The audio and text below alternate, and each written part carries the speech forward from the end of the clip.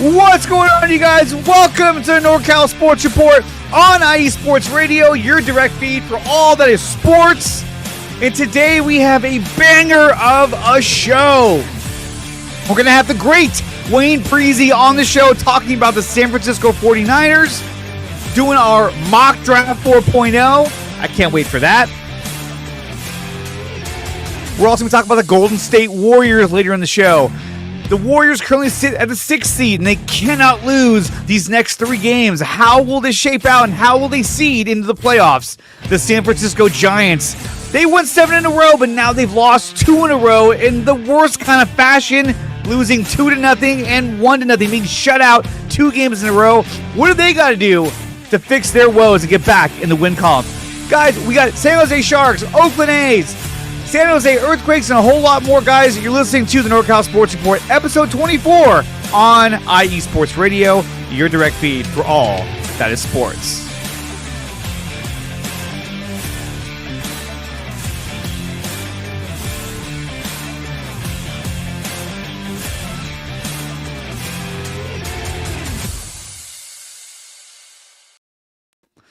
What's up, you guys? StreamYard is tripping right now.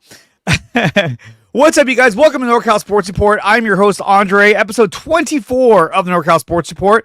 I'm so happy to be here. Guys, I wasn't here last week because I was in Legoland. Yes, I flew to San Diego with my family, with my kids, and we went to Legoland for 2 straight days. It was actually a lot of fun. I enjoyed it. They had a water park there as well, so that was fun. And so we had a really good time. But, guys, I'm back this week, and I'm so happy to be here. I love talking with you guys, doing the show. We've got a great guest in Wayne Breezie. We're talking about the Niners. We're going to do a mock draft. And guys, if you don't follow Wayne Breezie, you got to subscribe to his channel for all the best 49er content. And he's on mock draft number 14, I want to say. Is that right, Wayne? 14? So we're going to go in depth on this draft and do the best we can to rebuild the San Francisco 49ers. And like I said, we'll be talking about later in the show, I'll be talking about Warriors and Giants and a few other topics as well. But before we do all of that, of course, make sure that you follow IE Sports Radio on X, Instagram, Facebook, TikTok, YouTube, all of that at IE Sports Radio. Check out IESportsRadio.com for a full list and catalog of all the shows we have to offer here on IE Sports Radio, including this show right here, which is the NorCal Sports Report. Check out IESportsRadio.com/shop for merchandise to help support the channel. We have t-shirts, hoodies, hats, whatever you need, it's there. Check it out, IESportsRadio.com/shop. And of course, you can find IE Sports Radio wherever you find your podcast. May it be Spreaker, Apple Podcasts, Google Podcasts, wherever you find podcasts, Spotify. You'll find IE Sports Radio, and you'll find this show, the NorCal Sports Report. Guys, we are brought to you by Planet Jerky Premium Brisket Beef Jerky. The jerky that's on a whole other planet. I'm loving Planet Jerky. You can place your order for this delicious jerky over at planetjerky.net, or you can follow them over at Planet Jerky over on Instagram. We're also brought to you by Vital Apparel. IE Sports Radio is proudly partnered with Vital Apparel, a brand that not only fits great, but also promotes and donates to mental health research. Use promo code IESR, all in caps, to get 15% off their comfortable and inspiring gym wear and help Vital Apparel on their journey to promote mental health awareness. It's a real thing, guys. Definitely check it out. Vital Apparel. The stuff's good. We're also brought to you by Seal the Deal Wax Seals by Cecilia B. If you're looking for seals for a birthday party, wedding, big occasion, whatever it is, go to Seal the Deal Wax Seals. You can follow her over on Instagram at SealTheDeal_wax seals. And you can place an order for the wax seals over at IESportsRadio.com/seal the deal wax seals. We're also brought to you by Raw Nutrition. Go to GetRawNutrition.com. Use promo code IESR to get 10% off your purchase over at Raw Nutrition. I'm loving Raw Nutrition. I'm gonna get hella big for the summer and flex on the beach. Not really, but still, check out Raw Nutrition. Go to GetRawNutrition.com and use promo code IESR to get 10% off. And of course, guys, you can follow me on these accounts right here, which is at NorCal Sports IE. That is the IE Sports Radio account for this show. And also, you can follow me personally at Dre Area Sports on X, Instagram. I don't have Facebook yet. I have my personal, but I don't have this on there yet. And also on YouTube at Dre Area Sports. Like, share, and subscribe to my channel as I go live once to twice to 3 times a week, depending on how many times I can get away to get live. So definitely check that out and follow me over on YouTube. Make sure you also subscribe to IE Sports Radio over on YouTube and follow the account here on X. Guys, when we come back, we'll be joined by Wayne Breezie to talk about the San Francisco 49ers and doing our mock draft 4.0. You're listening to NorCal Sports Report on IE Sports Radio, your direct feed for all that is sports.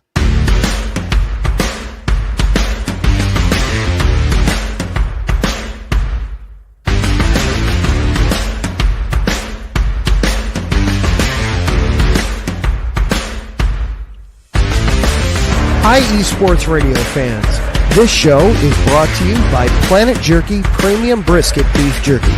Planet Jerky is the official jerky of the 2022 California League champion Lake Elsinore Storm, single-A affiliate of the San Diego Padres. This all-brisket jerky has gluten-free options, contains no MSG, no sodium nitrate, is low in sugar, and high in protein. Go to their website at planetjerky.net and follow them on Instagram at Planet Jerky. Planet Jerky, the jerky that's on a whole other planet.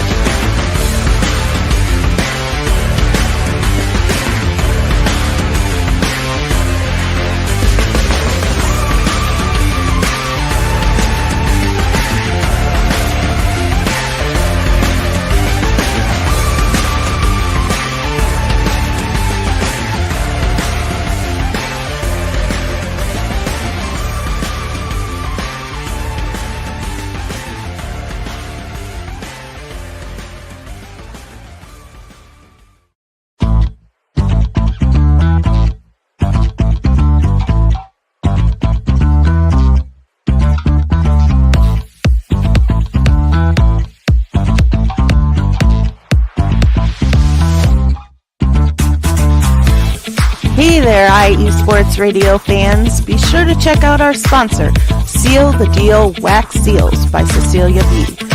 You just finished your very own wedding or baby shower invitations and you're looking for that extra special touch? Maybe you just wrote a letter to a relative or a friend and you want to add to their smile when they receive it. Then seal the deal with Cecilia's handmade sealing wax stamps for your invitations, letters, and gifts. You bring the deal, we'll bring the seal. You can find them on Instagram at sealthedeal_wax stamps and on Facebook, Seal the Deal Wax Seals.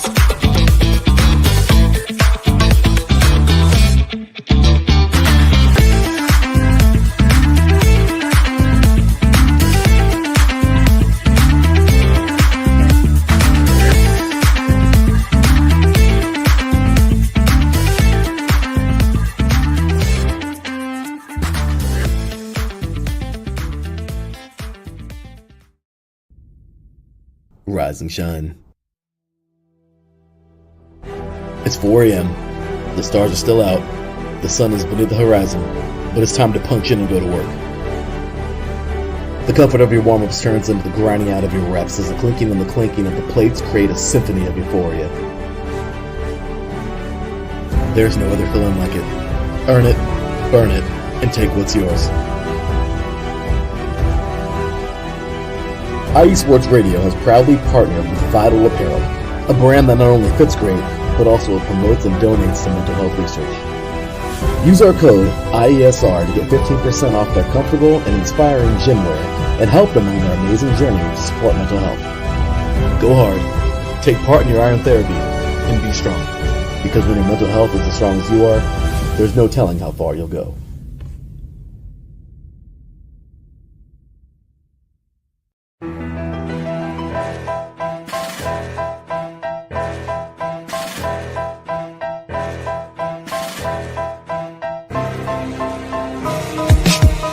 For the last 10 years, IE Sports Radio has been bringing you amazing content ranging from interviewing legendary athletes, coaches, and other authorized media personnel to building tailor-made shows dedicated to all major sports cities around the country. Make sure to follow us at iSports Radio on X, Instagram, Facebook, TikTok, and YouTube to keep up with the latest in sports and with all of our shows. Also, make sure to check out our daily updated website at iesportsradio.com. At iesportsradio.com, you can see our daily show schedule and check out all of our show pages with personal bios to learn a little bit more about each of our awesome hosts. In addition to our show pages, you can catch the iSports Radio blog, Hall of Fame, Fans of the Month page, and our merchandise shop, including t-shirts, tank tops, caps, long sleeves, hoodies, and more. For now over a decade here at iSports Radio, we've continued to be by the fans, for the fans, and we thank you all for your support and for making iSports Radio your direct feed for all that is sports.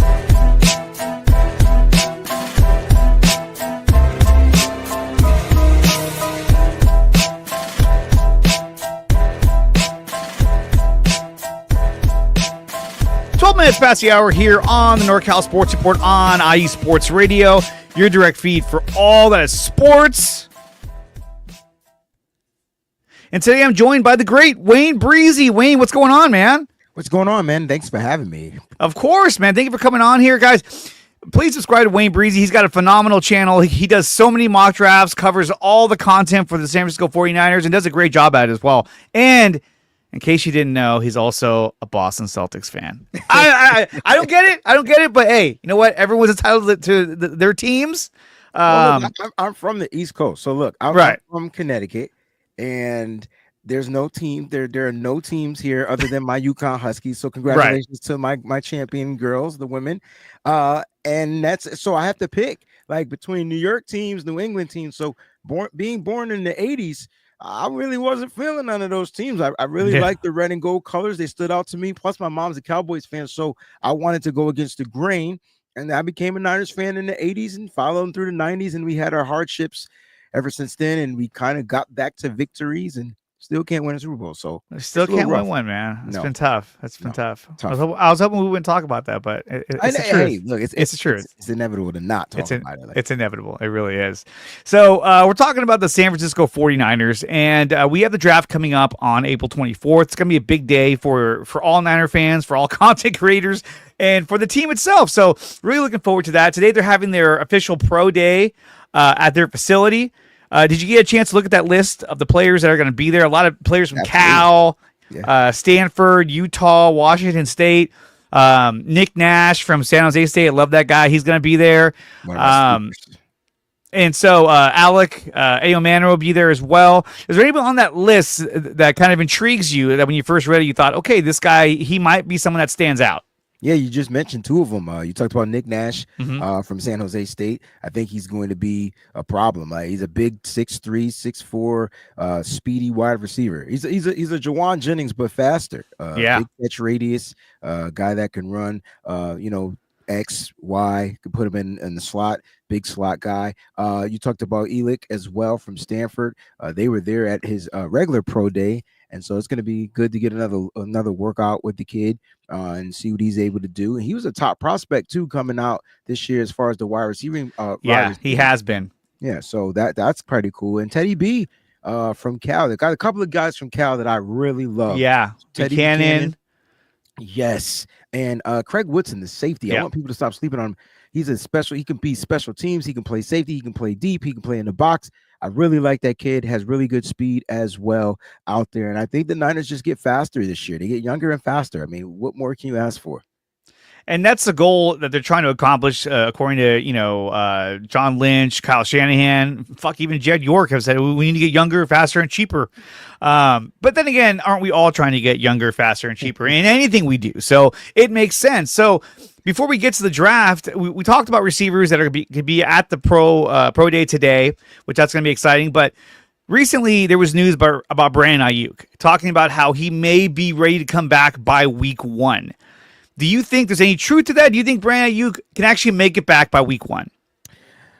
I mean, I'm no doctor, right? So, I can't really go off there and be like, listen, I want Brandon Ayuk out there on the football field in pads, ready to go week 1 if he can. I don't really see him being ready week 1. I don't care what kind of science, technology, medicine training he's had.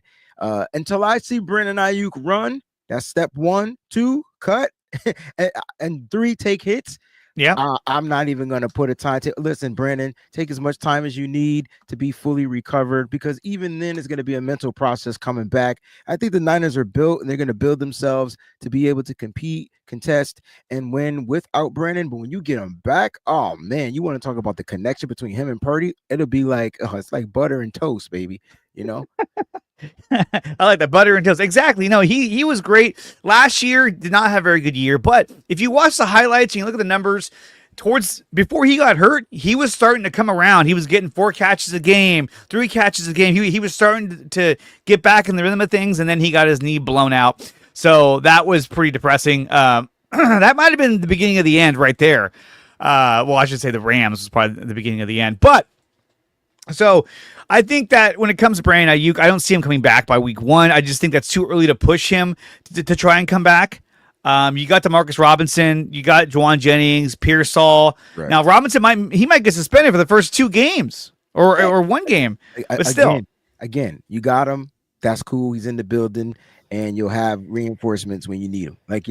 So he could practice. He just won't be able to play week 1. So it's not like he has to go and get into football shape. You know what I'm saying? Because he'll be able to participate in the practices and stuff like that, training camp and all that good stuff when it starts. But we don't know if he's going to be suspended, so we'll see what happens. Yeah, we'll see what happens with that.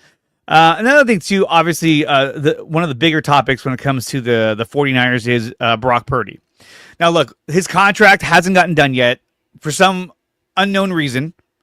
We saw that Josh Allen already got his extension.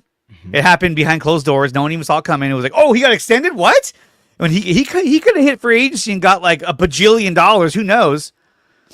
But we still haven't seen the Niners lock down Brock Purdy. So let me ask you, do you think there's a bit of hesitation on, is he the guy we're going to go with? Or do you think this is more of a numbers thing that they want to get him at a specific price and not over a certain price, like over $55 to $60 million?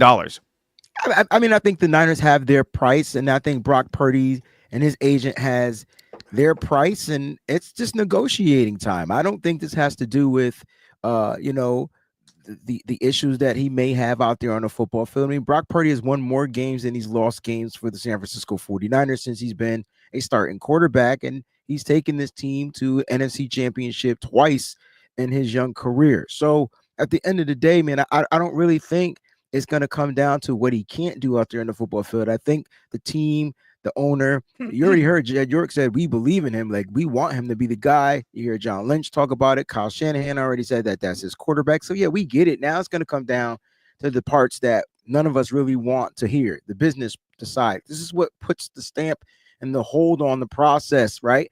And the question, I think the real questions are going to be like, when is this going to get done? Because with camp, OTAs, first, and then camp hitting in July. Like, is Brock Purdy going to be there? Like, I mean, you're hoping he's going to be there. And then if he's not there, is he going to get the backlash from the faithful? Because you know how the faithful are. If you're not there, you're not for the team, and this is that and the third. But I don't think faithful really understand when we're talking about guaranteed money, because God forbid Brock Purdy goes out there and he's guaranteed the $5.23 million this year, and he just gets himself dinged up, injured to where he can't play.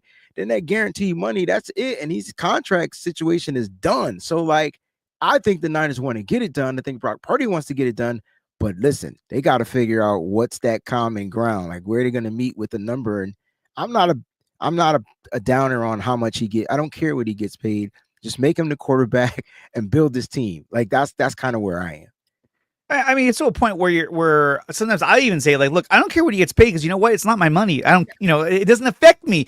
But there's that other side of it where you're like, yeah, it doesn't affect you, but it does affect their salary cap. And for us who follow that kind of stuff, we're like, hey, that's going to be a lot of money. We can't sign players. We can't extend players. I find it weird that they haven't locked him down. I really thought he was going to get done super quick because they have so much faith in him. But we'll see. I mean, it looks like now it may not even happen until after the draft. Yeah. Steve over here says end of November.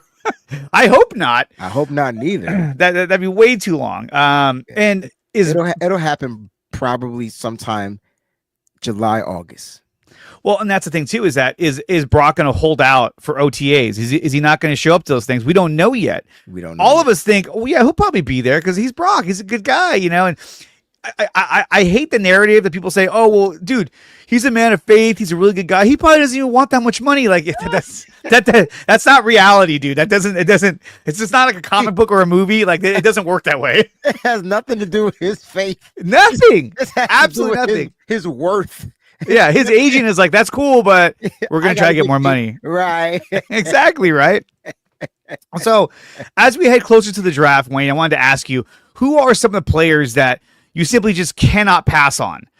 Any player that falls out of the top 10, which player can you not pass on?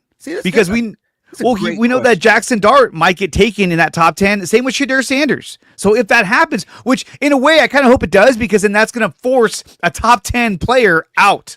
I just high-fived you. I just high-fived. If a player drops out, who are some of the players that you just cannot pass on? So I only have three. You know, okay. I mean, like three players, and it's those guys that have come in and just be game changers week one. Three players: Travis Hunter, Abdul Carter, and Mason Graham. Because those are three players. And a lot of people aren't high on Travis Hunter, and I'm trying to figure out what Travis Hunter did y'all watch? Because he played two positions damn near full time, and he was the best at both positions. I don't care if he played for Colorado, whatever, and they didn't play top. I don't care. He played it if you go back to his 2023 year and 24 year, I'm not saying it was night and day, but he definitely improved his game, and he had the ability to play both. So that's a special player right there. And when you look at Abdul Carter, he is the best edge rusher in this draft. Opposite Nick Bosa. Can you imagine the bend, the speed, the ability for him to get to? I mean, that's the Micah Parsons guy you're kind of looking into getting, but I think he has a better edge rushing ability than Micah Parsons coming out of Penn State. That's just my theory. Yeah. But what I watch on tape, the bend is there. Oh my gosh, he has every move in the book. And then there's Mason Graham, who a lot of people feel like, well, he doesn't have to look like a football player. He played in the Big Ten and dominated every week for 2 years. Absolutely. Mason Graham, that's a guy. If he slips to 11, you have to take him. Oh yeah. If he slips, he's the guy. Like if he slips, and that's the key. Can he slip? And you mentioned some scenarios, so I'm begging a team to come up and take Jackson. I'm hoping 3 quarterbacks go in top 10. Yeah, I don't see it, but I'm hoping. If 3 quarterbacks go, or if 2 quarterbacks go, that's going to force someone out. If Jackson Dart goes in the top 10, that's going to force somebody out. Yeah. Because then whoever didn't take quarterbacks, I'd be like, take Shedeur Sanders, which I don't think. Look, Shedeur Sanders, I'm sure he's going to be a good quarterback to a degree, but I don't think he's the difference maker. Like Cam Ward, I think is a much more polished, much more, just a much better quarterback all the way around. So let me ask you, if Shedeur Sanders falls to 11, do you think the Niners, should they take him, or should they just look to trade that pick? What do you think they should do if Sanders is available at 11? I think the Niners are probably looking to trade down because their needs in the draft are kind of specific. Like they need defense. Yes. Like they are depleted on the defensive line. I did this drill the other day. They're depleted on the defensive line. They need linebackers. I wouldn't be surprised if they take 2 defensive linemen, 2 linebackers, and 2 defensive edge rushers. That's 6 out of the 5 picks right there. I wouldn't be surprised, but if they're able to trade down and get more top 100 players, because players are going to fall, right? You're going to get top 100 players that slip to the 4th round, right? It all depends on like who drafts who. So that's going to happen. It happens every year. But I think the Niners want to draft within that top 100. So I wouldn't be surprised if they look to trade down in the first round. And if they do trade down, I have 2 players that I think the Niners would go after. I think 2 players I feel like would fit the Niners the best if they are able to trade like into like the 20s, the early 20s. Early 20s. And who are those 2 players? So one would be edge rusher Michael Williams from Georgia. I've been studying this kid. He's a monster. I know a lot of people feel like his production isn't there. Let me just explain Georgia. Georgia is a weird school. They breed defensive linemen and they breed defensive linemen based off of rotation. So these guys are being rotated in, rotated out. So the snaps aren't going to be there. The consistency isn't going to be there. But when they do get on the field is what they are able to do. And we know that Georgia defensive linemen are very productive, except for the one we got, Robert Bill Jr. Georgia defensive linemen are very productive in the NFL once they make their stamp. They just need the reps. They need the time. So I would be really high on getting that opposite edge built like Nick Bosa. He's a little heavier than Nick Bosa, I think, but they run damn near the same speed. They're the same size. They got the same kind of like play style out there on the edge. And the best part about this kid is he's young. He's 20 years old. That's and crazy. He's moldable. Now, his production wasn't there. He was injured week 1. He played on an ankle injury the whole season long. I really think that hindered him a lot. A lot of people like Jalen Walker, the linebacker, as an edge rusher, but I really think Michael would be a good pick if they're able to trade back and get him, or even if they pick him at 11. And then defensive tackle Walter Nolan. I know he has these stories of these immature. He's young. He's going to be immature. I'm immature and I'm 43. Like at the end of the day, you're going to have immature parts, but he can play football, and he can play football very well. And he's like second to Mason Graham when it comes to being a balanced defensive tackle, stopping the run, not missing tackles, and rushing the passer. Absolutely. I think Walter Nolan is probably, in my opinion, Walter Nolan is the safest pick for the Niners to take either at 11 or even further back in the early 20s or in the teens. I can attest to Wayne's maturity levels. He's not lying. Thank you, Johnny. But I think Walter Nolan is right where they need to be at in terms of like rebuilding that defensive line. In my mock drafts, I'm a little more aggressive in terms of what I want. And so in a lot of my mock drafts, I've been drafting 3 players on the defensive line, maybe edge and 2 defensive linemen or 2 edge. But that's my focus is on the first 3 picks is that I want to rebuild the defensive line because I want 2 solid defensive tackles and a solid edge rusher opposite Nick Bosa. Because I think that, look, there are players out there that I would love to take. You know, Harold Fannin is an interesting prospect that you can take probably with pick number 75. But the problem is that now you're taking away another player from your defensive line. And in reality, the defensive line was probably the worst area on the Niners last season. The offensive line had its problems as well, but I think that the defensive line was the biggest problem because we saw even against the Lions late in the season, we were scoring at will against them. And then they just couldn't stop anybody. They couldn't get any pass rush. They couldn't stop the run. And so that was a huge issue for the Niners was their defensive line. Can the O-line be improved on? Yes, I firmly believe so. But for me, if I'm at 11 and somebody like Will Campbell or even Armand Membu falls to 11, I would be hard-pressed to say, maybe we take these guys because we really need a solid offensive lineman. But the biggest need we have is on the defensive line. I mean, they literally jettisoned all the players off the defensive line with the intention of we're gonna restock in the draft. So it's kind of like why would we take an offensive lineman if we have so many needs at defensive line? If they would have kept Malik Collins, and I'm not saying I'm advocating for these players, right? But if we would have kept Malik Collins and Leonard Floyd, then it's a little different because then you're like, okay, well we have options there, but not right now. You don't. Johnny's gonna say stopping the run. Walter Nolan. Yeah, there are some times where Walter Nolan gets pushed off his position against the run, but I think he can improve on that. And plus, he's a really good pass rusher as well, and we need more pressure on the quarterback. So, Wayne, let me ask you. We talked about some players we can't pass on. Who are some players to avoid? Who are players that you've seen that you're like, you know what? I don't think I would take this guy. It's funny because when I study these prospects, it's kind of hard for me to like. There's not a prospect that I don't like.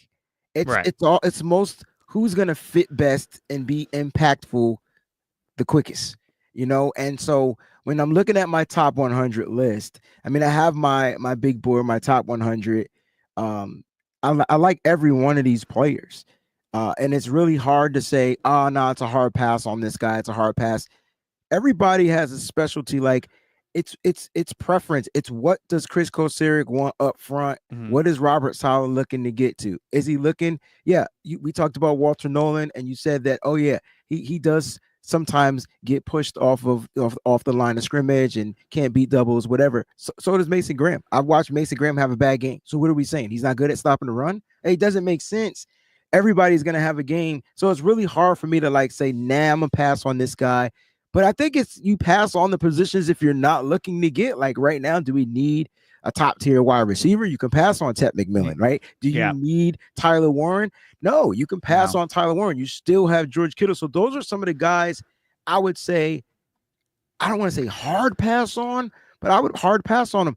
Even Ashton Jeanty, like, as much as I like him, as much as I think he would elevate this offense, we don't need him. We don't.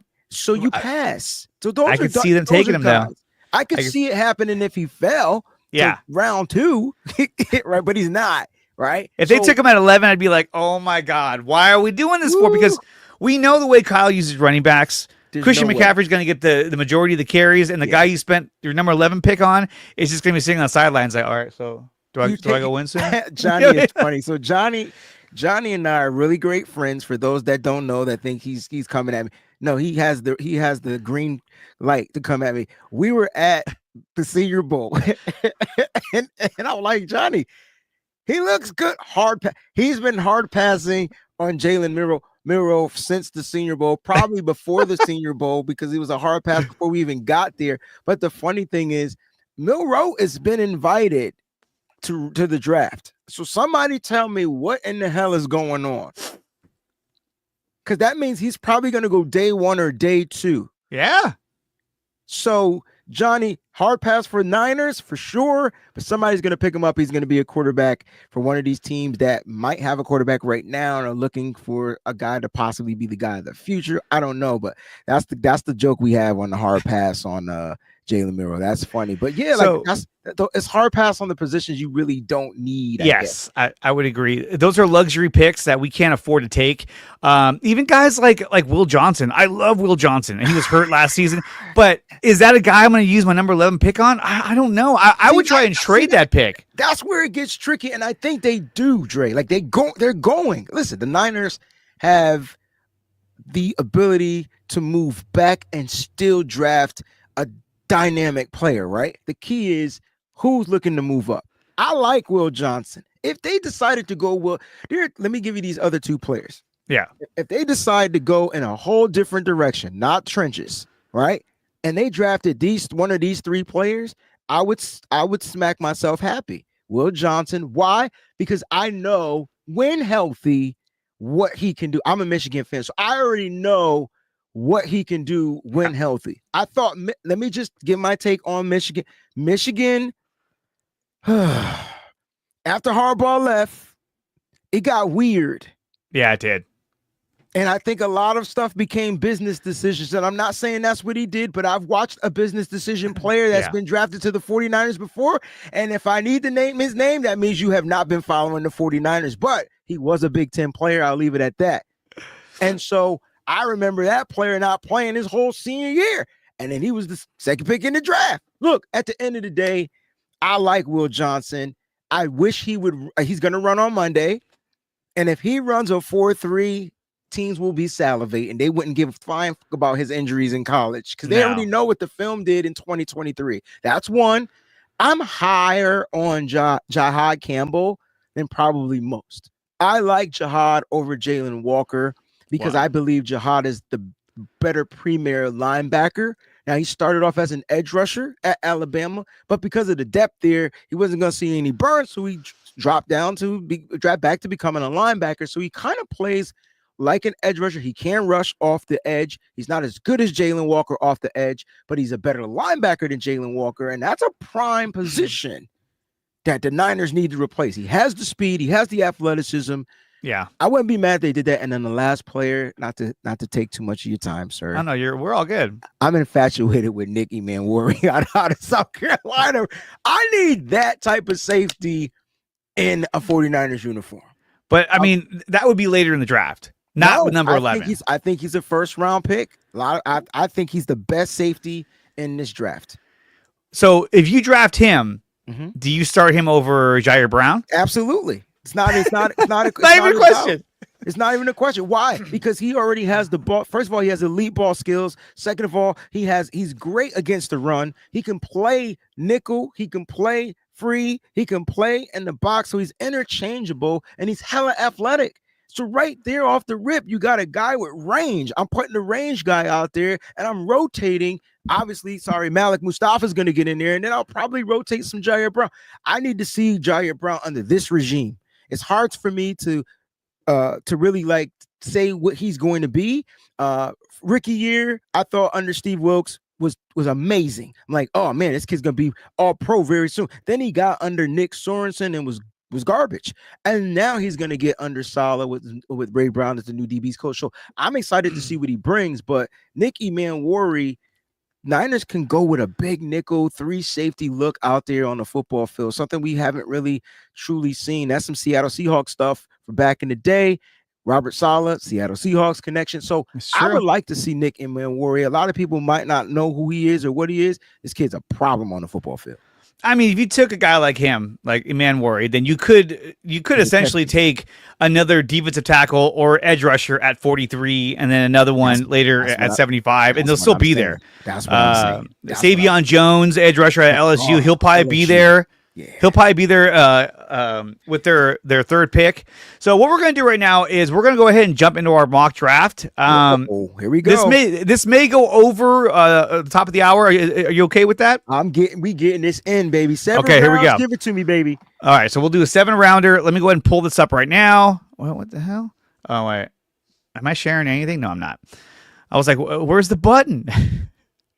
Okay, so let me pull this up. There we go. Okay, so we're going to do a full 7-rounder. What is going on?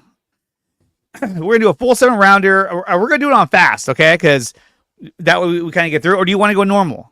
No, fast is cool. Can you trade in this? Like, can we trade in this? You can, but, okay. We can make trades, but typically... presents it. Let's see if anything presents itself. Yeah, usually there's always a proposed trade, so we'll take trades and then we'll make trades if we absolutely need to. But here we go, guys. We're going to go right into our mock draft 4.0, and it starts right now. Okay, there we go. It's about to start, and now it's so. Oh my God, this is what I want. This is perfect. 22 and 55. We may have to take that one. This isn't bad either. 12 and 76. Nah, give me the other one. Give me that 2nd round pick, baby. Well, let's see who's there first. Okay, so already Cam Ward, Membu, Will Campbell. So these the 2 top guys off the board. Carter Johnson, Hunter went to the Raiders. Really? Shador, he keeps going to either the Jets or the Saints. Mason Graham, he went right there. And then they took Matthew Golden. And a lot of these mock drafts, I have the Bears have been taking Shamir Stewart, Ashton Genty, Tyler Warren, and then if he's available, they've been taking Armand Membu. I think Matthew Golden would be he's the 2nd receiver probably off the board. At that 4.29 speed is ridiculous. So yes, keep going. And then Tet McMillan went to the Panthers. Good luck with that. Okay, so now we're looking at the number 11 pick. So this is going to be your pick. Do you want to go Jalen Walker, Stewart, Mike Green? Who are you looking at for the number 11 pick? I like a lot of these guys, but I really feel like I want that draft capital. And I can pick at 22 and still get my guy, Nick Emmanwori. Michael Williams may be there. Derek Harmon may be there.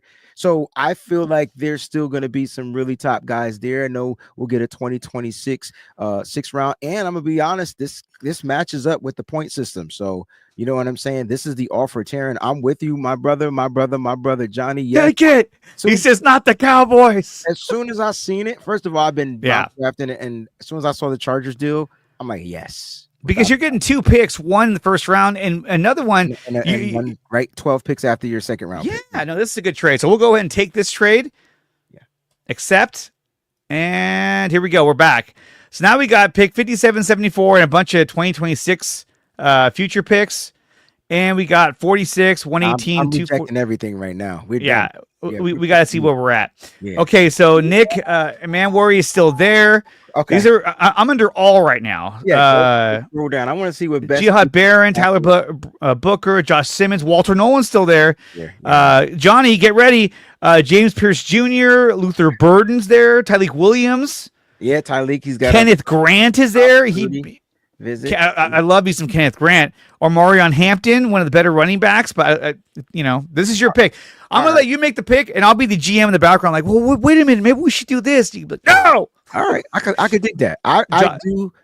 I know people are they don't want me to take the Manwari pick. I just feel like if y'all can understand the theory behind it, you draft him or Jahdae Barron. Like Jahdae Barron is another Swiss Army knife in the secondary. He kind of reminds me of Jimmy Ward and how Jimmy Ward was. Can play him at corner, can play him at nickel, can play him at safety. But Nick is 6'3". Yeah, it's a Manwari for me, yo. Like I feel like if you go here, you can really set your draft up. There's still going to be defensive tackles you can get in round 2, and we got that extra second round pick. Yeah, so we have 43, 55, and 75. Right. So I say go Manwari here. Okay. I just worry that if we take Nick, that it's going to take away from our defensive line. But that's true. But the secondary will be stronger. And so they're still not going to be able to throw because guys are going to be covered. But I'm down. If you want to look at the defensive tackles, I'm down to look at defensive tackles. It's just Walter Nolan, Kenneth Grant, Darius Alexander, Alfred Collins. Feel like I could get TJ Sanders in round 2. Yeah, you can. Okay, so let's do it then. Let's go ahead and get Nick Manwari. Yeah. Okay, so here we go. Boom. Right, you're on the clock, right? This is yours. So pick 43. We can get 7. No, I don't want that. That's not bad because you pick up the 117. Really good. Let me see who's there under all. I mean, I can lose 2 of these guys. I feel like I want to take that pick. Take that trade offer. You should take that offer. You only drop back 2 spots and you get an extra 4th round. Yeah, pick. I'm going to take this one. They wanted somebody. I don't know who was this. No. Nah, we're done. Yeah. Okay, so here we are again. You could go Tyleek Williams here, the big nose tackle out of Ohio State. That would be solid because if you're talking about plugging the run, plugging up the middle, say no more. He is one of the best left. You can always double up at the defensive tackle position if you're looking for an interior, like a pass rushing type of defensive tackle. But I really do like Tyleek Williams. He's coming from a championship team. That would be a stud pick. Can I just see the edge rushers that are available? Yeah. All right, you got JT. Yeah, Princely, Human Malian is there. Olawufemi, Oladejo will be. Braden Swinson is there. I don't know why people's not talking about this guy more. He is an edge rusher, high pass rushing rate. The kid is a Cal Kennard as well from South Carolina. David Walker is also there. But look how low we're going. Savion Jones is still there, so we can. And there's Jackson, Jared Ivey. Yeah, man. There's some so. Guys. Let's go ahead and do Tyleek Williams because I want a big defensive tackle. Yeah, that's the pick. What do you say? I'm on the phone with the pilot right now. He's okay. Here we go. Worry pick, but it's all good. There we go. So we took Williams. No. It's funny because some of these you're like they offer you future picks. I'm like, dude, I want to tell this website like I'm not going to be here next year. I'm not going to do this all over again. What are you talking about? Okay, so now we're looking at we got a safety, we got defensive tackle. Now we're at pick 55. Who you want to take with 55? Can you go all? Because I do want to see what offensive linemen are available. This is round 2, but I want to see who's available. I like Carson Swedinger, the linebacker. I think you go edge here. Yeah. I think this is where you draft the big edge. I think you can go and get a guy like Olawufemi. Oladejo. Oladejo? Yeah. You think Oladejo or you think Princely? So Princely is your smaller edge rusher from the outside, 244. Not bad weight, but he's the quicker guy. He is an edge rusher, though. I don't know if he's going to be as great against the run. Olawufemi is a former linebacker converted into an edge rusher, sort of like the opposite of Jihad Campbell. And this kid is young and moldable. I like him and his fit here for the 49ers because they'll be able to utilize him in different ways, or you can double up and get the defensive tackle and take your We can shot. get TJ Sanders. Yeah, I was getting ready to say, and take your shot. And so now TJ Sanders is just like Walter Nolan. Like they're like the same player. But I think Feeney goes here. I think you get your edge rusher here. Okay. And we can try to get like a CJ West, a guy that can attack the passer. Okay. Let's do it. We're going to go with Femi Oladejo. Yeah. Boom. Oh, wait. I'm not seeing it. There it is. That's a good okay. 3 picks back and you pick up 152. That's not bad. That's not bad, but we got a lot of picks right now. Yeah. And okay, so Swinson's still there. Available. All right. So I do think that the Niners do double up. But we got our edge rusher. Let's go to all. Let's see. Oh, Makuba's there. Oh, shit. We already got a safety though. So do we do it again? Look at Harold Fannin still there. Yep. Nope. Harold Fannin is a nice pick, but I really do want to shore up this defensive front. I don't think we're gonna go with Collins because we already got Tyleik Williams, and he's a big guy too. He's 320 plus. Where is go down? I saw Omar Norman Lott. He's a guy that can get to the passer, and so right here. Yeah, that's my pick. Here we go. Locked in. Yeah. Okay, next one is going to be pick number 100. Oh, Kyle Kennard just went too. Damn. Okay, so out of the top picks, this is under all. Ellick is still there. Manor. Tez Johnson, I think, is too small. Okay. Deion Walker is not bad. Let's see who else is there. His pad level is a little too high for me. Which cornerbacks are available? Let me see. Because I kind of feel like we need to address the offensive line position as well. But Zay Alexander is there. Kobe Bryant is there. Yeah, they got some dogs there. Jacob Parrish is there. All right, go to the Noel Williams. Go to the interior offensive line. I want to see who's available. Here you go. Jackson Slater, Luke Cantrell, Miles Frazier. Miles Frazier is going to be the pick, but I feel like I can wait not to round 5, but you're going to have to get him. You're going to probably reach for him. He's going to probably be gone. I don't know this mock draft. I do like Logan Brown if you want to go tackle. Charles Grant is there. These are some good prospects as far as centers. My guy is gone. You can also wait on Jake Majors as well. He'll be there later on. But right. I mean, in a realistic standpoint, you probably won't be starting a rookie safety anyway. I mean, a rookie center. Yeah. So it's like, okay, so where can we go? Tight end, Terrence Ferguson, running back. I like Terrence Ferguson. We're not going running back right here. I think we'll get a running back in round 5. We have 2 5th-round picks. I'm taking Will Howard. No, I'm just kidding. Tyler Shirley's my guy, though. I talked about getting CJ West. I'm big on the trenches, but we already got Omar Norman Lott, so we don't need him. Small Mondin Jr.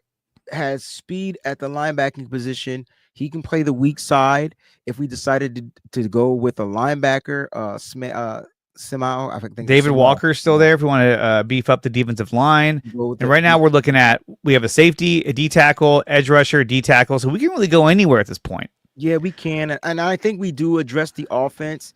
And if we're gonna go offense, I mean, you got Elick a Manor still there. You're looking for a wide receiver. He's gonna be at the pro day. I wouldn't be surprised if he's the pick. I'm gonna be honest with you. Big catch. All right, so I'll give you this pick on 11. Who do you want to take at 11?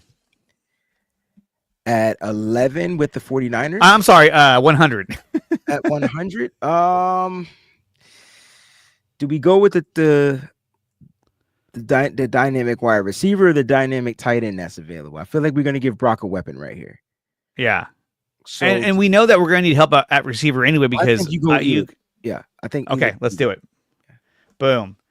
Okay, that's locked in. What's this? We can keep going. Yeah. Or we can move back 7 spots. Well, let's see. Was there Savion Williams is still there? Wide receivers. So we can move. Oh no, go to all. I'm sorry. Yeah, so wide receivers, running back, defensive tackle, we've got that sewed up. Yo, we can move back 7 spots and swap, and I can get my tackle Logan Brown right here. Let's see.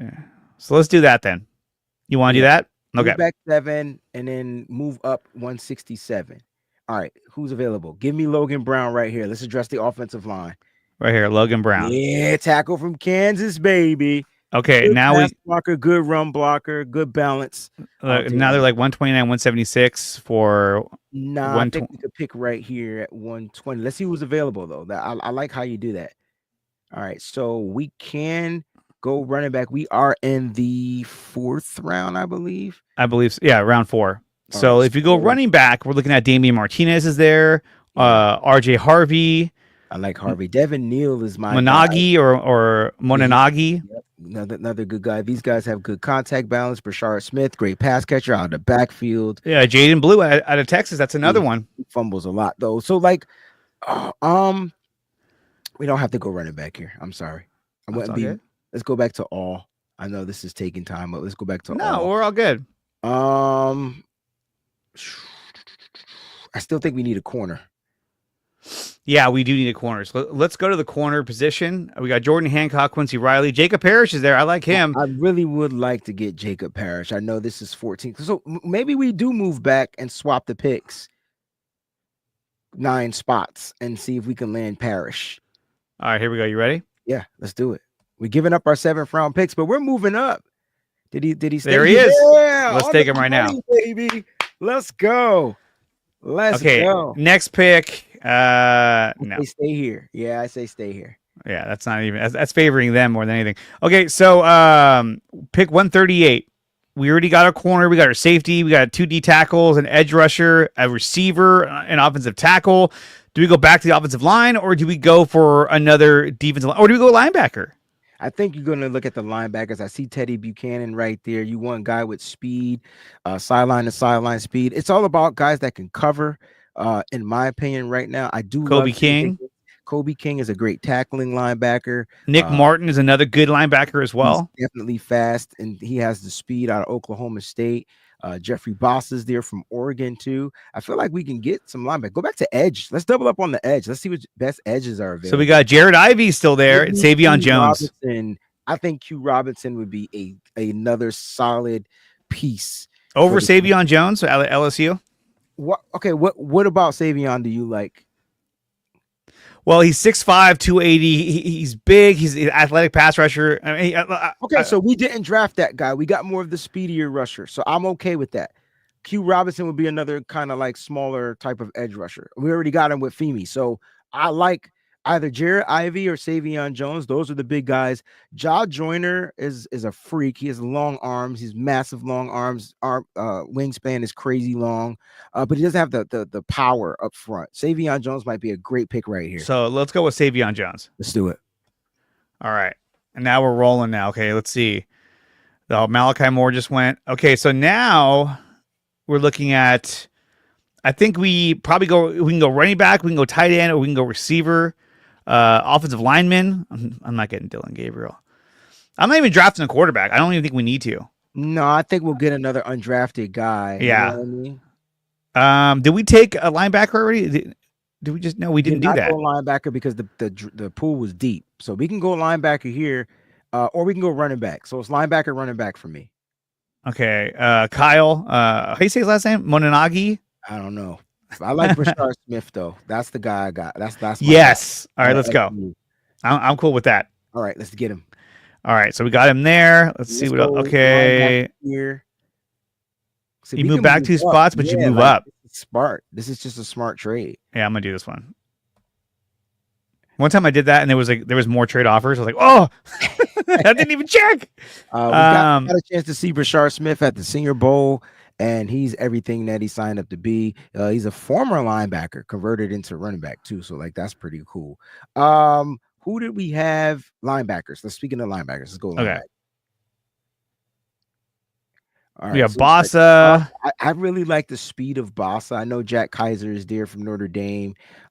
Jay Higgins is to me the perfect linebacker. He's just older. He's a little slower, a little older, but I really like Jeffrey Bossa's speed.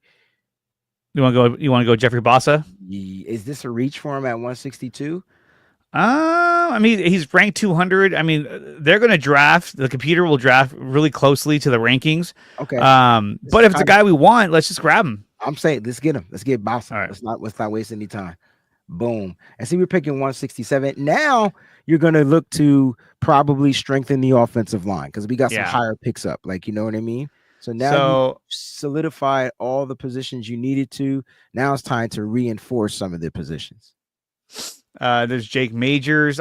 I'll leave this one to you. I haven't delved that deep into the offensive linemen, but we got, let's see. We got our tackle already. Did we get a guard? I can't remember if we got a guard. If we got a guard. Don't think we got a guard. I don't think we only got the one tackle. That was it. So let's go. I like Connor Colby. Joshua Gray from Oregon State is there. Willie Lampkin is probably going to go undrafted just due to his measurables and size. He's very short, undersized guy. Addison West is in this pool. That's what's up. From Western Michigan.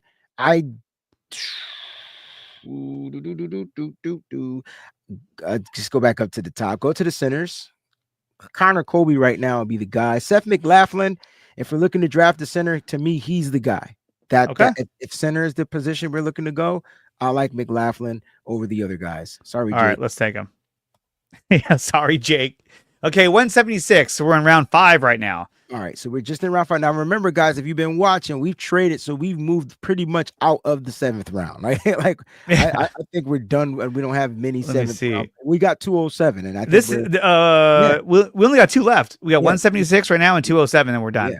So and then we have a pick in 2026. Might be a 6th round. Yeah, right. So let's go with let's see. We've addressed just about every position. Aeneas Peebles is still there. Yeah, that's another fierce interior. Jared Ivey is still there. That's a big guy out there on the edge. Ty Robinson, interior guy, big. We only drafted 1 wide receiver. Oh, Za Frazier. That's the corner. All right. You want to take him? Double up on the corners. Yeah. Yep. I'm cool with that. Okay, last pick. Here it comes. Corners. You got the Jacob Parrish, kind of like the model of Diamador Lenore. You got the Za Frazier, kind of reminds you of Richard Sherman. So now you get the big corner, little corner. All right, last pick. We in here. We only took 2 defensive tackles. You could take a 3rd, and then that means that one of the guys we already have, like Evan Anderson, those guys are gonna be like, oh shit. I like that. That's actually a good theory. Now, so there's Cam Jackson, Ty Robinson. I love Cam Jackson. Cam Jackson's 6'6", and he is a run stuffer. He's not your pass rushing defensive tackle. So if you're looking for the big run stuffer, it's Cam Jackson. He plays mean, doesn't have play with a high pad level. I am all for going Cam Jackson here. If you want to run, Cam Jackson only because he had the stones to wear sweats at the Senior Bowl practice. What had happened was he had forgot his pants. he got his pants. So he showed up at practice with the sweats on and was holding it down. Give me big Cam Jackson. All right, there we go. Florida, man. And I think that's it. No, we got another pick. No, what's going on? It's still rolling. They're just finishing up.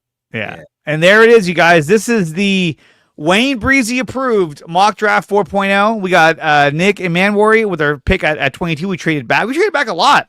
Tyleik Williams at defensive tackle, Femi Oladejo as your edge rusher, Omar Norman Lott, which we know the Niners are big on as well, as another defensive tackle, pass rusher. Alec Ayomanor as a wide receiver, Logan Brown, Jacob Parrish, Savion Jones, Bashard Smith, another running back at SMU. Jeffrey Bossa, linebacker out of Oregon. Seth McLaughlin as a backup center. Maybe he'll take over at center. Who knows? We know how everyone feels about Jake Brendel, Zay Frazier, and Cam Jackson. Wayne, how do you feel about this draft? I think this is a solid draft. People are going to question mark the Nick and Manwari and not going Walter Nolan. But, I mean, not everybody loves I even questioned it, but you have a point, though. If this guy is as good as you say he is, then that's going to solidify the secondary. Because we know, look, I like Jair Brown, but last year he did not play well. And if he continues to play that same way, then we're going to be in big trouble because there's nobody there to replace him or back him up. I'm thinking the Niners do something totally different, something we've never seen before. And they typically don't draft safeties until 5, 6 round, the 5th or 6th round. But you're looking at a guy that's just an all-around hell of an athlete with the film to back up how great he plays. He's my number 1 safety in this draft over Malachi Starks out of Georgia.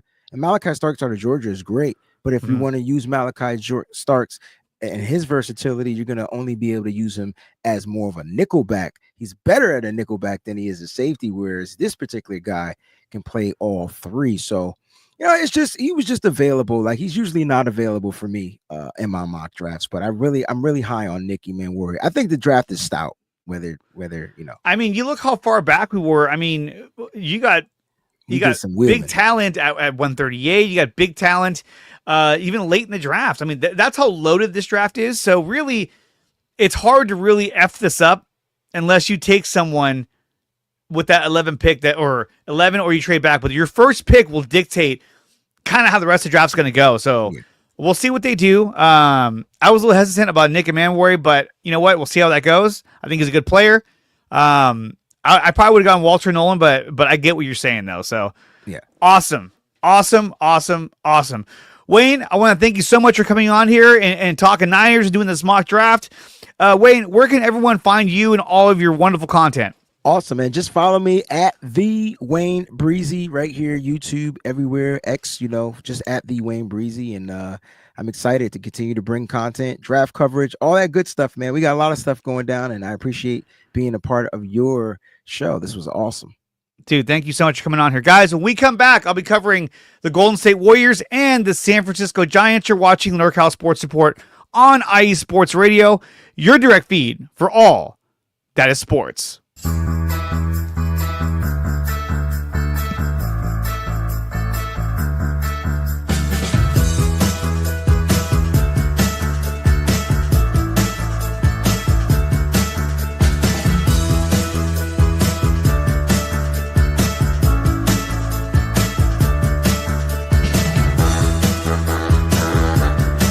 What's up, New York? This is Ricky K coming at you with the NY State of Sports, a new show here on IE Sports Radio, your direct feed for all that is sports. Listen to me every Thursday afternoon as we bring you the latest takes on the Yankees, Mets, Jets, Giants, Knicks, Nets, Rangers, Devils, and Islanders. Plus, you get some college hoops and what's the local sports events going on in the area. It's a state that never sleeps, so why not get the opinions and sports takes that never sleep? Again, every Thursday, 2 p.m. to the NY State of Sports. We'll see you then.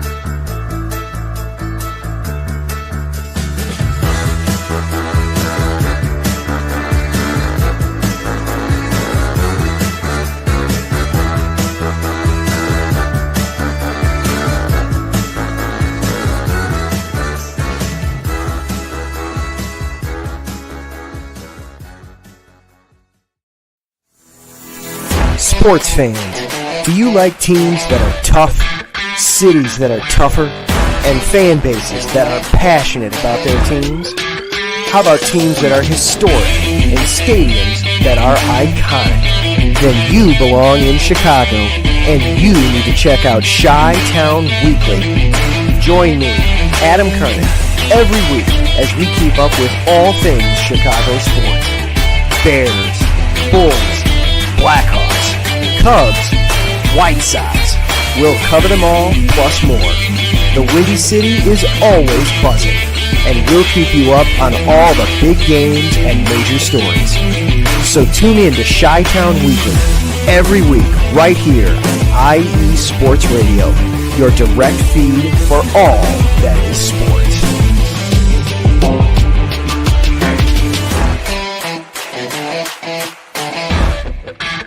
Thank you, Adam Karnick. Check out Chi-Town Weekly. It's a great show. Adam does a fantastic job hosting that show. 5 minutes past the hour here on the NorCal Sports Report, episode 24 on IE Sports Radio, your direct feed for all that is sports. And now we're going to switch things up. We covered the 49ers with the great Wayne Breezie. And now we switch gears to the Golden State Warriors. The Warriors were kicking ass and taking names. They were on a great win streak, but then they ran into the Houston Rockets, and they lost that game. But look, they came up a 7-game road trip. They played a back-to-back against the Lakers and the Nuggets, which they beat both of them back-to-back at home. But unfortunately, they dropped this game 106-96 to the Rockets. But last night, they took on the Suns. and they beat the Suns very badly. It really wasn't even close. The final score was 133-95. Steph Curry, Jimmy Butler, they didn't even play in practically the entire second half, mainly the fourth quarter. Butler ended up with 10 points. Steph Curry ended up with 25 points. Brandon Podziemski has been one of the hottest Warriors on the team. He scored 22 points. He had 5 rebounds, 3 assists, and 1 steal. Really filled up the scoreboard and really is becoming a strong third option for them to score over 20 points a game, which is something that I think a lot of us thought would be Jonathan Kuminga. And Kuminga ended the game with 10 points. He did have 3 rebounds and 3 assists. Buddy Hield, 7 points. Chase Jackson Davis, he got a chance to play. He scored 13 points with 8 rebounds. That's how much of a blowout this was. And then Pat Spencer, 10 points. Kevin Knox, 10 points. So this helped the Warriors in their seeding. They now sit at the 6th seed in the Western Conference. And at this point, the Warriors can't lose. They got 3 games left to end the season. They have, in 2 days, on the 11th, they play against the Trailblazers. Tonight, they play at home against the Spurs, who don't have Wembanyama. They don't have De'Aaron Fox. So this is a team that they should be able to beat. Now, I know that the Spurs have been competitive without those 2 players, but this is a team that the Warriors, playing as good as they're playing, they should be able to overcome and beat the Spurs. So you got to beat the Spurs, you got to beat the Blazers, and then it comes down to the last game of the season against the LA Clippers, who currently are the biggest pain in the ass to the Warriors right now. And why do I say that? Because the Clippers are now in the 4th seed, although they share the same record with Memphis, Golden State, Denver, and of course with themselves at 47-32. So really, the Warriors, they were at the 8th seed at one point because of the teams who had won their games, and they jump back up to the 6th seed. They have to win out. If they win out, there's a chance that they might capture the 4th seed. And if you look at the teams around them, who's behind Golden State Warriors in 7? That's Memphis. What did they do? They fired their head coach. Terrible move. Terrible move. The Denver Nuggets firing Mike Malone, their head coach, and they fired their GM. Doesn't make any sense. So the 2 teams that are in front and behind you don't have a head coach. They're going to be using their interim head coach. So that's a huge difference for the Golden State Warriors. So now you have 2 teams that were threats to you in the playoffs that have just fired their coach, which is the worst time to do it with 3 games left in the season. I don't understand why you would do that. Even if there's bad blood, you got to finish out the year. The Rockets are very decent, Taryn. Thank you for bringing that up. They are one of the best defensive teams in the league, and they showed that. They shut down Steph Curry, but then again, like I said, they were a little worn out by the time they got there. So the Golden State Warriors, against the Suns, it wasn't really much of a challenge. They were able to kind of do whatever they wanted to, and they got out to a big lead. At one point, they were up by 35 points. It really was never even close, and they win 133-95, improving to 47-32. The Suns, they fall to 35-44, and realistically, their playoff chances are extremely done. I mean, even Dallas has a better record than them. That's not good. And Dallas, everyone's hurt. Actually, what's his name? AD did come back, but still. But the Warriors are playing really well. Now, obviously, look, Quentin Post, he was out due to a injury/illness, and Gary Payton didn't play as well. He was out for the game. He's trying to come back from that torn ligament in his left wrist. He probably has some other ailments as well. But this is the team in the Suns that they can rest those 2 guys, and it won't make a difference. Now, against the Houston Rockets, I noticed that, again, Quentin Post didn't really play in that game. Now, you could argue that it wasn't really a game for Quentin Post. They needed guys like Looney and Draymond, just bangers down below. But I think Post would have been great because he would have spread the floor and would have gave them an extra shooter on the 3-point line, which would have made the defense have to account for his for wherever he's out on the court, and that could have opened things up for Steph Curry, for Jimmy Butler. So I think they strongly miss Quentin Post having a lot of minutes in that game, which I think next time he probably will. But the Warriors, like I said, 3 games left. Spurs, Blazers, Clippers. And more than likely, it's going to come down to the last game of the season against the Clippers to find out exactly where the Warriors will be seeding in the playoffs. And we want to make the playoffs, not the play-in. We want to get past that play-in and be a legitimate playoff team come the postseason. So the Warriors are set up to do that. They just need to win out in order to make sure that they are in the playoffs and not have to worry about playing in the play-in tournament. Golden State Warriors still playing really good. Had a bad game against the Rockets. But look, they beat the Nuggets and the Lakers on a back-to-back. That's huge. And they won that game, those two games convincingly as well. It wasn't like they squeaked by them. They won it convincingly. So it shows you that the Warriors are still a threat in the Western Conference. And I'm going to say this right now. Everyone's going to think I'm crazy. I think the Warriors are going to win the championship. I really do. I think they have the intangibles. They have the experience. I think that they will. So we'll see how they play out and how the playoffs shape out. But I think they're going to make the playoffs, not the play in. And they're going to be game wreckers on whoever they go against. So good stuff by the Golden State Warriors. Let's hope that they can keep it up and advance into the postseason. I think they'll end up with the 4th seed or the 5th seed and go against likely the Lakers or the Nuggets. It could be Lakers, Nuggets, or even the Clippers. So we'll see. Okay, so we're going to move on from the Golden State Warriors, and we're going to go over to the San Francisco Giants. The Giants lose to the Reds 1-0. They fall to 8-3 on the season after winning 7 in a row. They had won 7 in a row, and then they ran into the Reds, and now they've lost 2 in a row. They lost 2-0 to the Reds and 1-0 last night. A team that was scoring runs at will now can't even score. What the hell is going on? Pitching hasn't been the problem, though. Pitching has been really good. Last night, Landon Roop, he started the game, and he was later he was covered by Hayden Birdsong. Those guys were balling. Landon Roop pitched 6 innings, gave up 7 hits, 1 earned run, 4 strikeouts. Hayden Birdsong, 3 innings, 1 hit, 1 walk, 2 strikeouts, 0 earned runs. Problem is, Nick Lodolo pitched 6 innings, gave up no runs, and then the rest of their bullpen came in and completely shut out the Giants. So, Giants got to figure it out. This doesn't make any sense why they can't hit the ball all of a sudden. Jung Ho Lee went 0 for 4. That's tough to do against Jung Ho Lee, who is actually a player right now that some are projecting that could possibly be an MVP candidate based on the way he's playing. But after last night's game, I don't know. The great Wilmer Flores, 0 for 4. A lot of offers. Casey Schmidt got 2 hits, and Sam Huff got 2 hits. So both bench players got both the hits.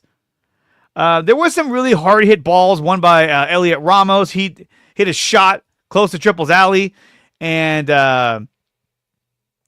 Jake Fairley made a tremendous play to rob him of an extra base hit. That was one thing about Elliot Ramos, is that he was averaging an extra base hit in almost every game. So he's been balling out there. I'm loving Elliot Ramos. In fact, when you look at his numbers right now, he's batting .261, 3 home runs, 9 RBIs, 7 runs scored. He's playing really, really good. I'm loving Elliot Ramos. Willie Adames, he's been doing all right, but batting .200 with 6 RBIs, no home runs. He's really got to get in that home run column. I don't understand why he's hitting second. I would rather him be batting 5th, like he did last season from Milwaukee. But I guess they have their reasons. Bob Melvin wants him in the 2-hole. I don't like it. He strikes out a lot, so it's kind of like he's not an on-base kind of guy. I'm not really sure why they're doing that. The Reds love those close 1-0, 2-0 games. That's great. That's great. That's great. But we'll see how they do. They'll be playing. Where is it? They'll be playing tonight. The third of a 3-game series against the Reds at 12:45. So they'll be starting up in about I don't know, half an hour. Giants 8-3, looking to move up in the division. They were in first place for a minute, and a lot of people were like, "Oh my God, they're in first place." Granted, it's the beginning of the season.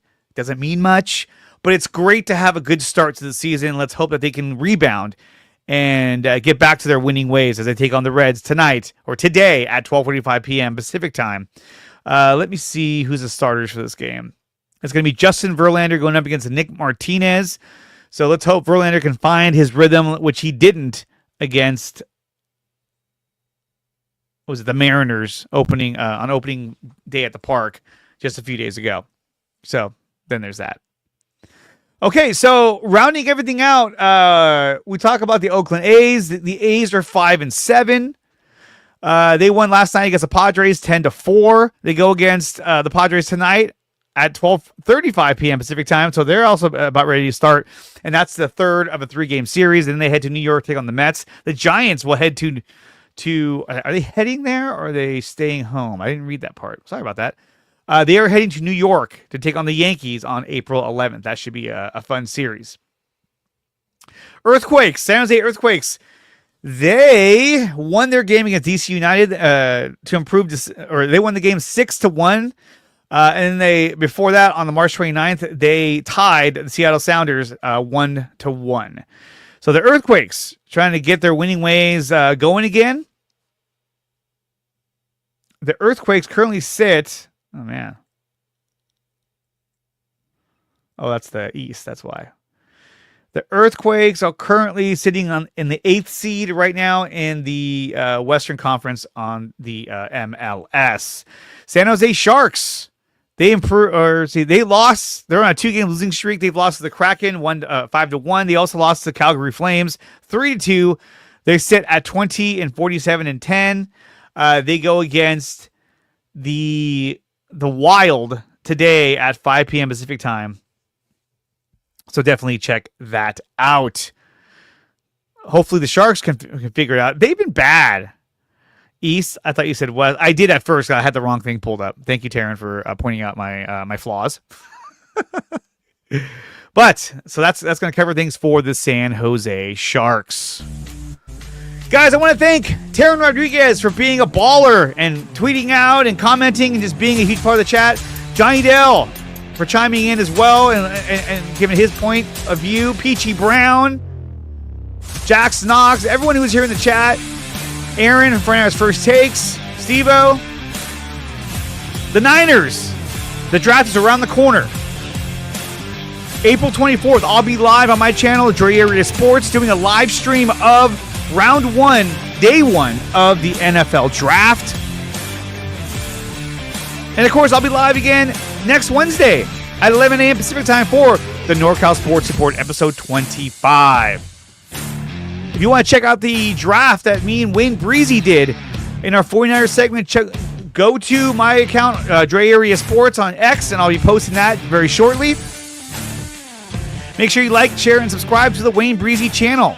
Follow him on X and subscribe to his channel on YouTube. He's one of the better 49er content creators out there. But guys, that's going to do it for the show. Thank you so much for tuning in. You're listening to the NorCal Sports Report, episode 24 on IE Sports Radio, your direct feed for all that is sports.